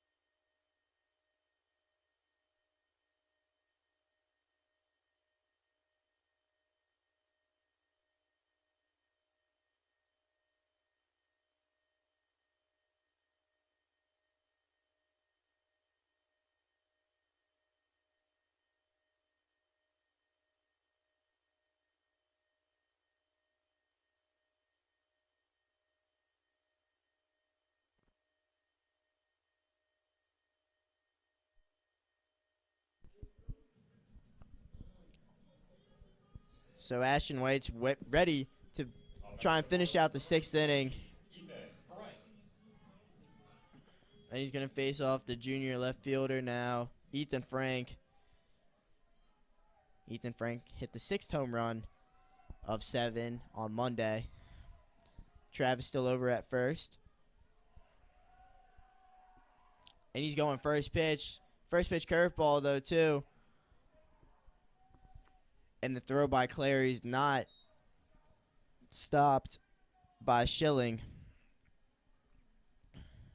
Good throw, though, by Clary. Just once the glove hit the hand of Pites, the ball just kind of squirted out.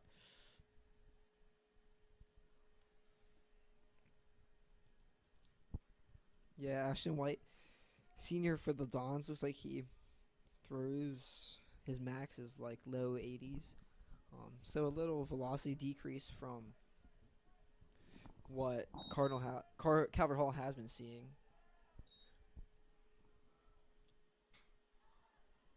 And Frank sends this second pitch foul. I'm sure Loyola at this point is just looking for somebody who can throw them strikes, get them out of this inning, give them maybe a chance in the top of the 7th.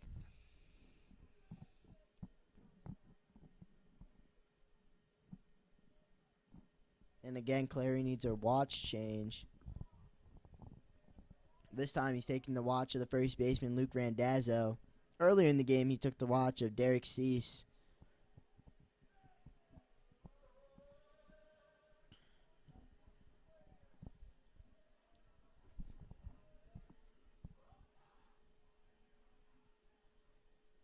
Looks like he's having a little bit of trouble putting it on.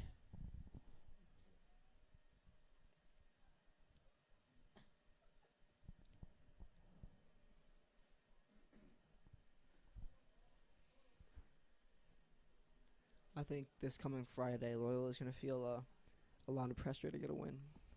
They'll be, I mean, assuming they don't score 7 runs in the top of the 7th, they'll be 0-5 in conference play.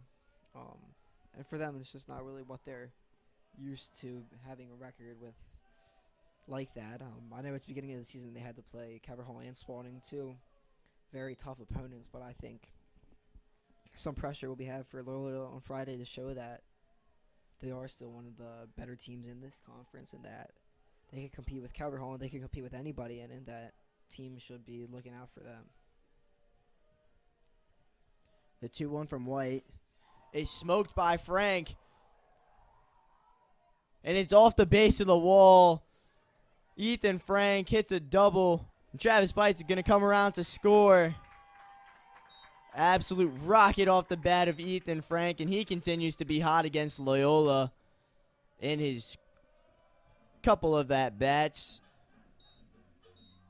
I thought he almost sent his second one out.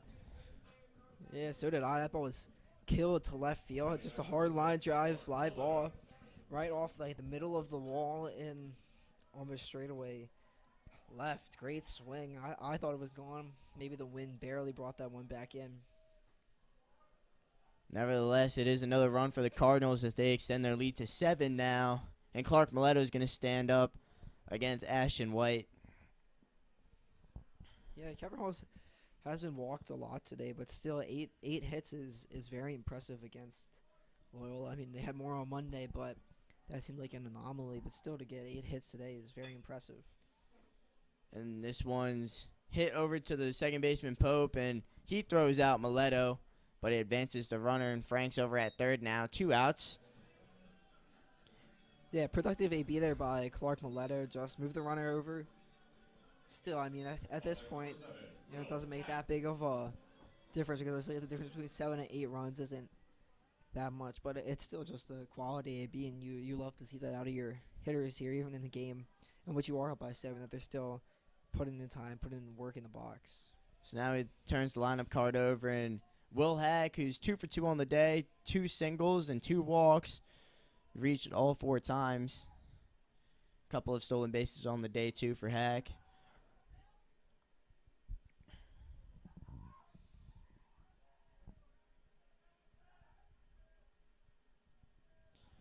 The 1-0 from White. Curveball just high.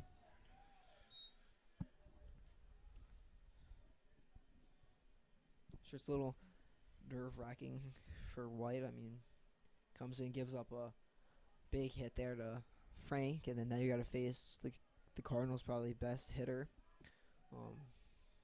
with a runner on third. And this one kept mostly in front of Clary. 3-0 on Hack. He'll be taking the whole way, especially with this big of a lead in this late of the game.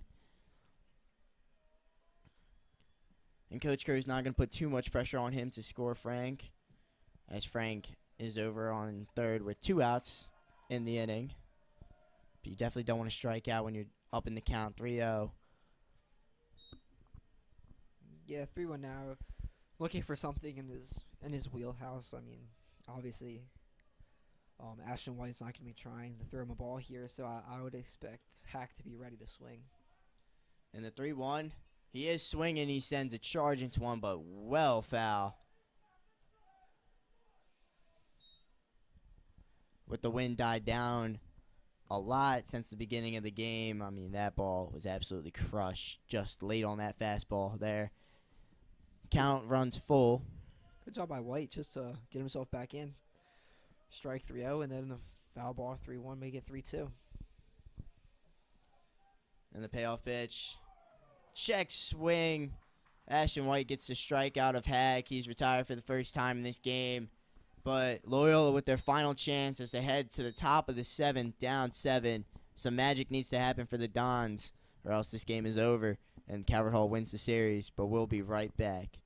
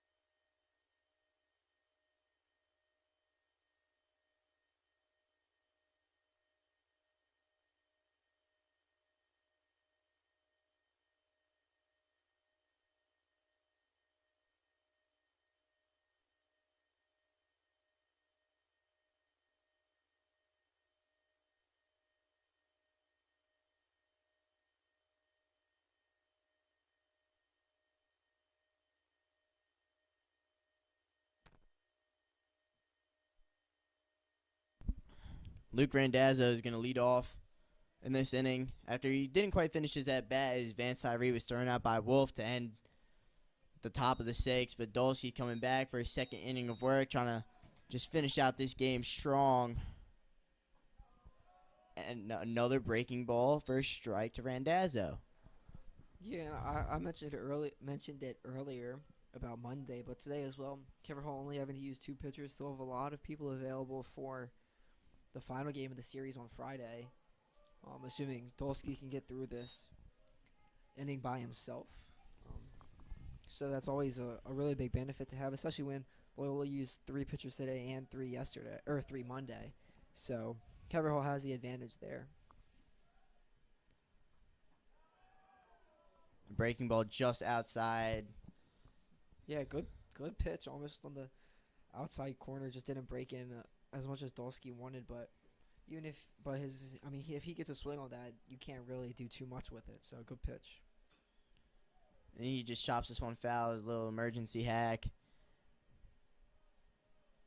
Coach Kevin has to be very pleased with how Ryder and Dolsky have been pitching today. I mean, every single breaking ball seems like it's just being dropped in for a strike. Yeah, I mean to go 14 innings against Loyola. Randazzo smokes this one foul right at their third base coach. Couldn't reel it in.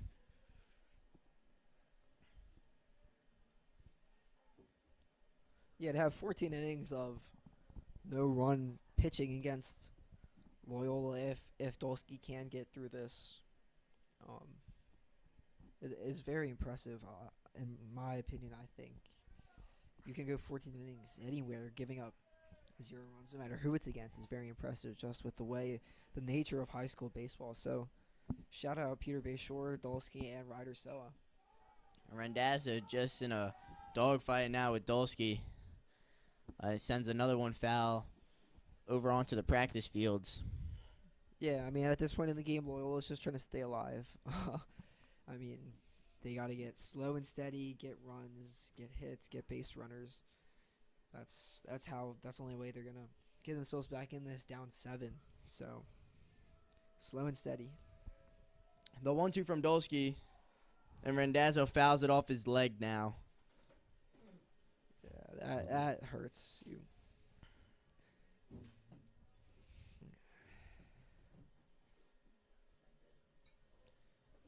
He looks a little bit shaken up, but he'll be okay.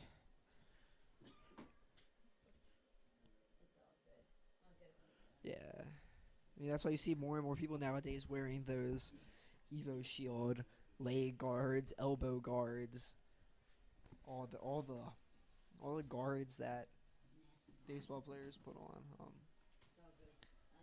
One of them, though, protecting the inside of the foot area right there in the shin, because it just hurts when you foul it off. But luckily, he looks like he's good, stepping back in the box. The 1-2 though swung on a miss. Rendazzo goes down after that good fight. Podolski gets another strikeout for this Calvert Hall pitching squad. I feel bad for Randazzo. It looked like he was in pain walking off the field. So hopefully when he goes home, he can get some ice. And now the right fielder, Brad Cease.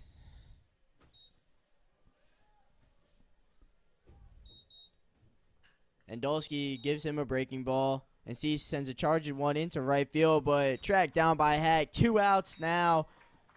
Calvert Hall just 1 out away from winning the series at least with 2 great shutout victories over the Dons. Yeah, great, good swing there, but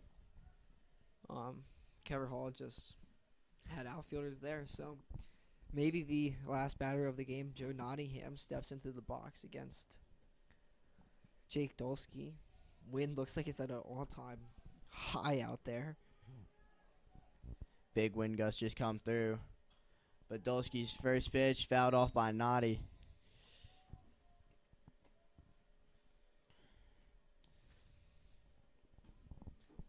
Again here, like I said earlier, this is just your Loyola. You really want to try to get some base runners or get something going so you can get some confidence, some momentum heading into Friday. And that breaking ball from Dolsky called for a strike. Nottingham still does the step out towards third base. Yeah, I think that's just part of his hitting mechanics. Because I think he's done it in all of his at-bats. Yeah, the 0-2.